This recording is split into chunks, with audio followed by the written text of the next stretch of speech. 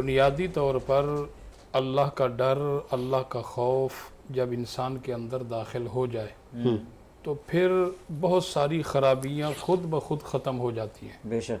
कुरान के अंदर है, या अय्युहल्लज़ीना आमनुत्तकुल्लाह, ऐ ईमान वालो अल्लाह से डरो, हक्का तुकातिही वला तमूतुन्ना इल्ला व अंतुम मुस्लिमून, इतना डरो जितना डरने का हक है। अब यहाँ कुरान की तफसीर और तशरीह के अंदर जब हम जाते हैं तो मुफस्सिरीन, रासिखीन, कामिलीन यहाँ फरमाते हैं कि तुम अल्लाह से इस तरह डरो कि ज़िंदगी बसर करो, क्या है वो तुम्हारी ज़िंदगी के लम्हात अमीरी की सूरत में हो, गरीबी की सूरत में हो, सेहत की सूरत में हो, बीमारी की सूरत में हो, सफ़र की सूरत में हो, या घर में रहने की सूरत में हो, या खुशी या गमी की सूरत में हो, दिन हो या रात हो, आपने ज़िंदगी के हर लम्हे में अल्लाह से डरना है। और यहाँ तक कि ज़िंदगी बसर करें तो अल्लाह से डरते रहें।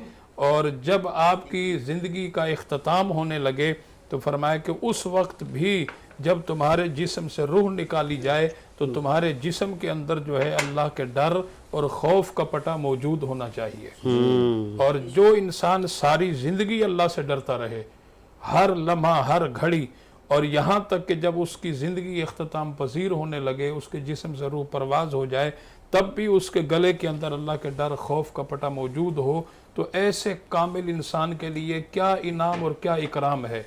अल्लाह पाक ने फरमाया कि उसके लिए वलिमन खाफ मकाम रब्बी ही जन्नतान, अल्लाह उससे 2 जन्नतें अता फरमाता है कि जो सारी ज़िंदगी अल्लाह से डरता रहे और यहाँ तक कि अल्लाह से डरते डरते दुनिया से रुखसत हो जाए, ऐसे मुसलमान के लिए फरमाया कि 2 जन्नतें हैं। तो साजिद हुसैन साहब, अल्लाह का डर ये बुनियाद है।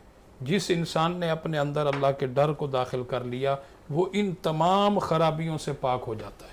सुभान अल्लाह। ठीक है ना। बाकी हकूकुल इबाद, जैसे आपने पहले सवाल किया, देखें भाई के हुकूक वो भी हकूकुल इबाद में आते हैं, बताएं। बहन के हुकूक वो भी हकूकुल इबाद में आते हैं, बीवी के हुकूक वो भी हकूकुल इबाद में आते हैं।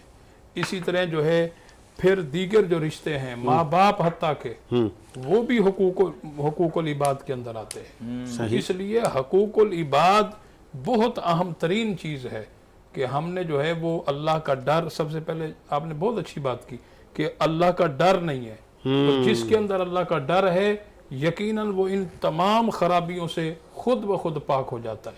और उस पर उलाइका अलैहिम सलावातु मिर रब्बिहिम व रहमा, अल्लाह की रहमत बारिश के मानद बरसती है।